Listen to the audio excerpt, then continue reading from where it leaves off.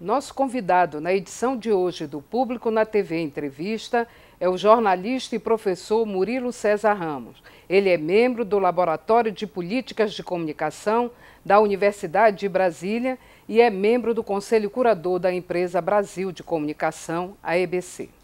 Boa noite, professor. Boa noite, Queria aproveitar, agradecer a sua presença aqui e que nós começássemos a nossa conversa com o senhor fazendo um breve relato do cenário que hoje nós temos da comunicação pública na América do Sul. O cenário na América do Sul está muito interessante, né? Nós acabamos uma pesquisa recentemente lá no nosso grupo LAPCON, na UNB, e um dos capítulos é sobre a Venezuela, por exemplo, né? E Brasil, além de Brasil, claro, né? Está analisando os modelos institucionais e as políticas de comunicações e claro que aí surge com grande ênfase a questão, no caso brasileiro e no caso da Venezuela, as novas políticas para a comunicação pública, no caso, fixar no rádio e na televisão públicos. Entenda-se, não comerciais, público não comercial, porque, pelo menos no caso brasileiro, mesmo as televisões comerciais e as rádios comerciais, elas são concessões públicas. Então, elas fazem parte de um sistema de comunicação público, mas aí é uma outra história um pouco mais complexa. Mas, enfim, na Venezuela, claramente, na Argentina, claramente, tem movimentos semelhantes no Uruguai, começando, você tem isto na Bolívia, você tem no Equador, você tem nesses países, diferentemente do Brasil, um cenário se formando em que no caso das rádios, das televisões principalmente, públicas não comerciais, elas são inclusive centrais. E não centrais? Elas estão ali para a passo com as comerciais na disputa de audiência por circunstâncias da modelagem nova que foi feita.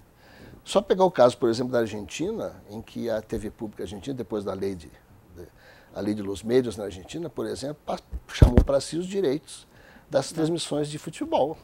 Então, quem faz isso está lá para disputar e querer realmente ganhar a batalha da audiência. Não é o caso brasileiro. Nós adotamos um modelo que é um modelo que se assemelha ao dos Estados Unidos, porque a nossa comercial é muito semelhante ao dos Estados Unidos, em que a EBC, como empresa pública, né, suas rádios, mas principalmente a televisão, elas ocupam um espaço que eu chamo de nicho.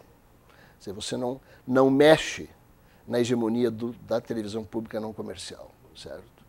Então, o movimento latino-americano, sul-americano mais claramente identificado, ele tem lições importantes para nós, certo? Nesse particular, nós que costumamos estar à frente nesses processos na América do Sul, de políticas de comunicação, discussões, hoje estamos claramente a reboque. Essa adoção ao modelo americano, isso é bom ou é ruim para o Brasil?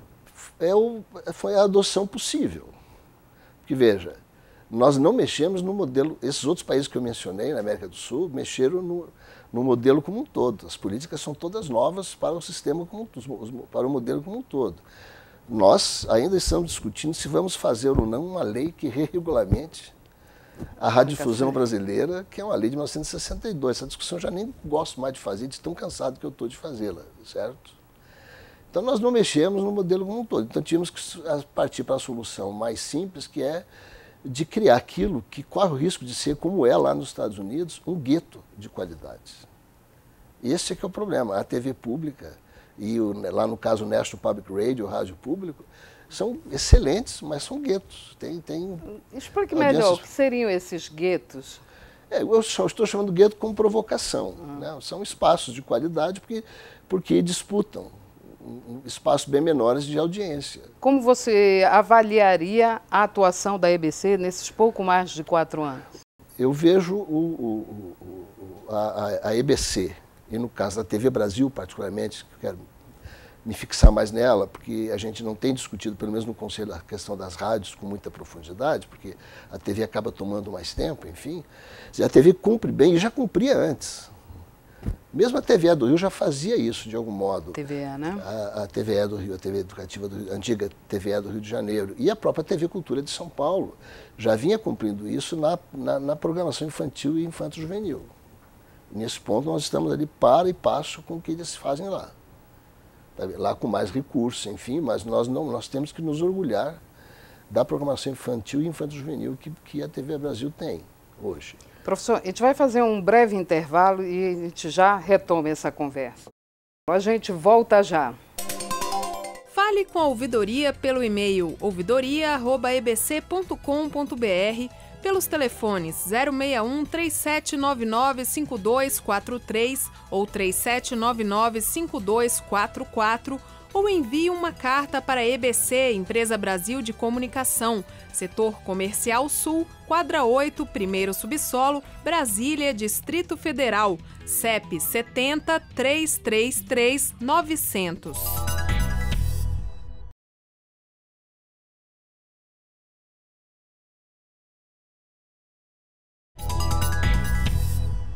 Estamos aqui com o jornalista e professor Murilo César Ramos e o nosso assunto é a comunicação pública no Brasil. Professor, queria que o senhor explicasse para os nossos telespectadores como é que funciona o trabalho do Conselho Curador na EBC.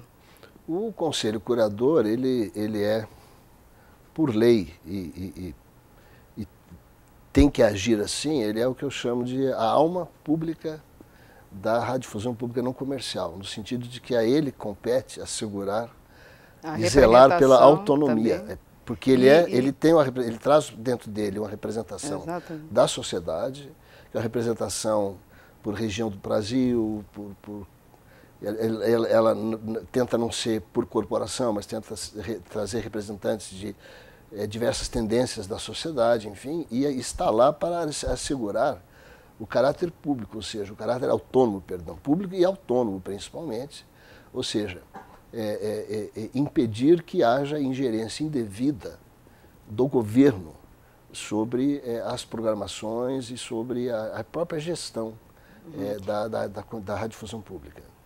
Esse é o papel principal do Conselho Curador. O Conselho Curador, ele é um pouco vigilante do conteúdo da programação. Como é que o senhor avaliaria essa programação, esse conteúdo da TV? Ele eu não vou dizer vigilante, quer dizer, o Conselho Curador aprova o plano de trabalho, ele opina, ele tem câmaras que se ocupam das diversas áreas, programação infanto-juvenil, jornalismo, cidadania, enfim, né? Mas ele evita não ter ingerência excessiva sobre a programação, não é o papel Mas ele do Conselho. Pode Mas ele levantar questões. Eventualmente pode questionar, como foi o caso polêmico recente, esse é um assunto difícil, da chamada programação religiosa, em que o Conselho se manifestou contrariamente, a partir da ideia de que somos um Estado laico, de que não fazia sentido você ter uma santa missa, um culto religioso específico, num país com tamanha pluralidade religiosa, certo? O senhor tem um trabalho intenso sobre economia política da comunicação. Queria que o senhor explicasse em que consiste isso. Quando a gente fala, misturando, eu diria, dois setores, duas áreas, economia e política, né, e mais a comunicação. A economia política é um instrumental teórico, metodológico importante para você procurar separar claramente, entender o que é essência e o que é aparência.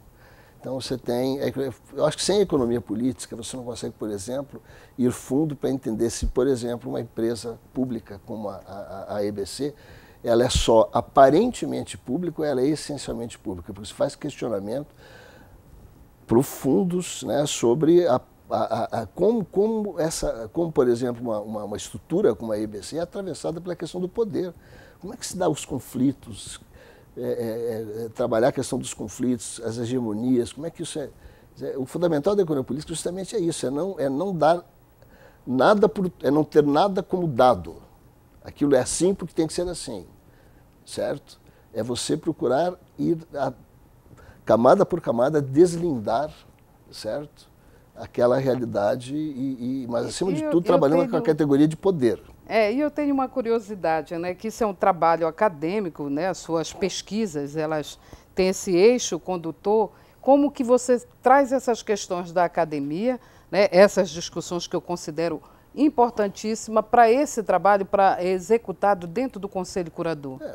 Eu acredito que uma das razões de eu ter recebido o honroso convite de participar do Conselho, como outros poderiam no meu lugar, né, calhou por circunstâncias de eu ter recebido o convite e ter aceitado, né, é justamente ter alguém ou uma ou duas pessoas da comunidade acadêmica que sejam do próprio campo da comunicação e que possam ajudar a fazer essas discussões de um ponto de vista mais técnico. Mas o Conselho não tem que ser um conselho de especialistas.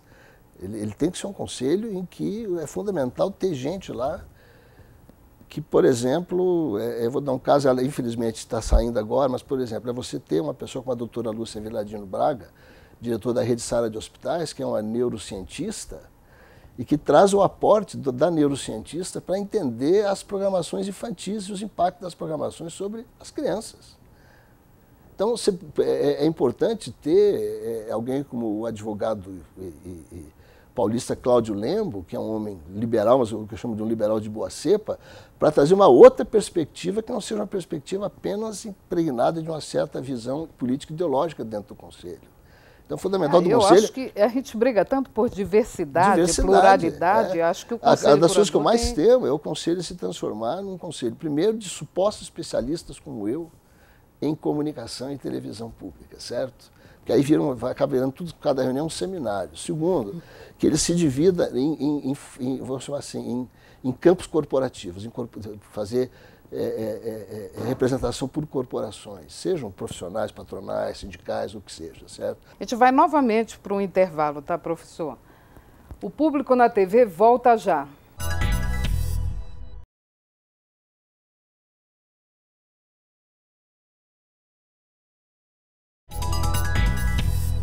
Estamos de volta com o Público na TV Entrevista. O assunto é comunicação pública e o nosso entrevistado é o jornalista e professor e membro do Conselho Curador da EBC, Murilo César Ramos. Professor, vamos aproveitar aí que nós estamos ainda com uma certa distância para processo de migração do analógico para o digital, mas como o senhor avaliaria a questão do conteúdo produzido hoje pela EBC? Nós falamos há pouco que ele é um conteúdo fundamental para a EBC e para a televisão, particularmente, que são as programações infantis e infanto-juvenis. Esta é uma missão absolutamente essencial da televisão pública não comercial. E é assim no mundo todo, como é assim nos Estados Unidos, em que a PBS, o sistema PBS, ele privilegia isso. A outra é uma visão mais pessoal, mas eu acho que muita gente compartilha disso, é a importância do jornalismo, que seja um jornalismo claramente autônomo, mas o jornalismo que qualifica o debate, principalmente o debate político. Eu acho que ainda nós estamos, no caso da TV Brasil, ainda nós estamos um pouco distantes disso. Eu acho que esse teste da autonomia, porque o jornalismo é polêmico, o jornalismo é uma área difícil de você trabalhar. Mas o que o senhor atribuiria? Estamos distantes, mas em que sentido? Veja, essa é uma visão, não é do Conselho, é uma visão pessoal minha. É o teste da autonomia. Você quer queira ou não, o financiamento vem em grande parte do Tesouro ainda. Quem nomeia, apesar de ter mandato, certo? Mas diretor-geral e diretor-presidente são nomeados diretamente, monocraticamente, pelo presidente da República, no caso, pela presidenta da República, né, neste caso. E porque o jornalismo mexe com interesses, o jornalismo mexe, quem está no poder, seja quem for. E isso repercute no conteúdo que está lá? Eu não sinto pressão, nunca senti que haja pressão. Eu acho que está faltando encontrar o caminho, certo? Está faltando encontrar o caminho, mas veja, eu tenho dito essas questões, no caso do jornalismo, em reuniões da Câmara de Jornalismo, da qual eu participo, mesmo em reuniões do Conselho, mas eu posso estar completamente errado. Pode ser que as pessoas assistam e achem o didatismo do Repórter Brasil, por exemplo, bom. Eu não me agrada muito o didatismo. Eu acho que o jornalismo ele tem que... Porque, veja, o que falta na televisão aberta brasileira hoje? É qualificar o debate político. É o que as abertas não fazem. Fazem na hora errada. Fazem quando se envolvem, as comerciais, envolvem seus interesses, nascem em período eleitoral. Aí eles tomam partido, tomam posição e fazem do jeito errado. E como não há legislação, o Estado não tem condição, a cidade não tem condição de se defender dessa ação indevida. Mas nos períodos normais, só vê Jornal Nacional, Jornal da Band, não sei aonde, assim, tem uma fórmula, assim, não há um debate político, entrevistas, não se faz essa discussão. É isso que você vai formar a cidadania, fortalecer a democracia, com uma televisão que seja capaz de polemizar, mas polemizar no sentido de fazer com que que haja isso que eu estou chamando dessa qualificação do debate político. Duas coisas que eu considero extremamente importantes, que é exatamente o trabalho e o papel do Conselho Curador e da ouvidoria, que são dois setores dentro do sistema que eu diria até atípicos no sentido de comunicação, principalmente no Brasil. A gente falou muito dos Estados Unidos, até porque o exemplo da BBC inglesa não vale. Porque lá ela é outro modelo, nasceu diferente na Europa toda e a BBC se transformou num paradigma. Não que ela seja, assim, que ela não tenha defeitos, problemas, enfim, mas ela é uma instituição britânica tão extraordinária, eu sempre gosto de dar esse exemplo, que no período da Thatcher, que agora está voltando aí num filme aí, com a Meryl Streep, um filme hollywoodiano aí, certo? Da Margaret Thatcher, ela não conseguiu botar a mão em duas instituições britânicas. O Serviço Nacional de Saúde, o National Health Service, ela não conseguiu privatizar e não conseguiu privatizar a BBC. Por quê? Porque a sociedade não deixou. Aí se tentasse. Esse é o meu sonho de consumo para a EBC em 20 anos, sei lá eu em quanto tempo, certo? De que se um dia alguém tentar mexer na EBC, na sua autonomia, a sociedade vai dizer, não, eu quero essa televisão, eu quero essas rádios, elas são fundamentais. Porque isso já, pelo menos lá, acontece, como por exemplo, apesar de pequenininha, como de gueto, como eu chamei, né, não tem governo conservador, tanto na Inglaterra como nos Estados Unidos, que não queira mexer no orçamento da PBS lá nos Estados Unidos. Ou que não queira fazer encolher sufocando economicamente, certo? Mas aí você tem campanhas, há uma reação no próprio Congresso, na sociedade. É isso que nós temos que buscar politicamente no caso da EBC. Eu acho que a gente está nesse caminho, né, professor? Eu acho que sim. Acho que o sonho da gente pode ser... já demorou tanto tempo, que são mais 20 anos. Para mim é muito, mas para a maioria... Professor, queria agradecer a sua participação no programa. Foi um prazer, Regina, foi um prazer.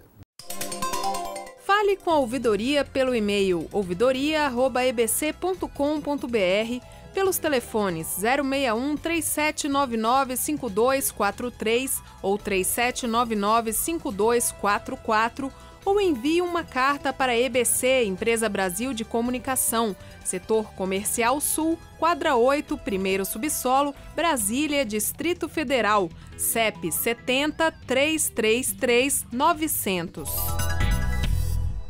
A edição de hoje fica por aqui.